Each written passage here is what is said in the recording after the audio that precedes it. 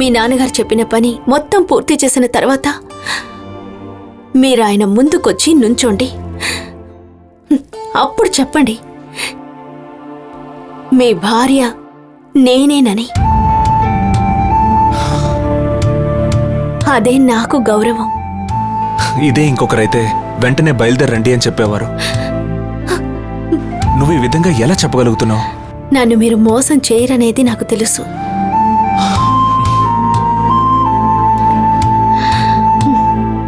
ఆ నమ్మకంతోనే నేను మాట్లాడుతున్నాను. నీ నమ్మకాన్ని ఎప్పటికీ నిలబెట్టుకుంటాను. అది నాకు చెప్పాల్సిన అవసరం లేదు. నా భర్త గురించి నాకు తెలుసు. ఇక్కడ జరిగే విషయాలన్నీ మనసులో పెట్టుకుని బాధపడుతూ ఉండకండి.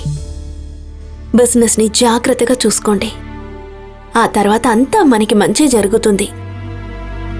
ఇక ఉంటాను. Okay, bye.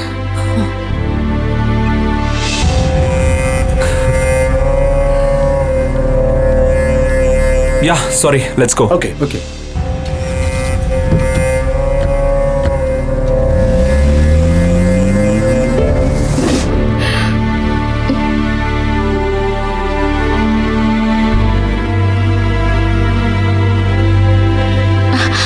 అక్క, లోపల ఏం జరుగుతుందో తెలుసా? మాయకి నిశ్చయించిన పెళ్లి కొడుకు ఎవరో మీకు తెలుసా? అక్క, మీ భర్తేనక్క, తెలుసా? తెలుసు. తెలుసా?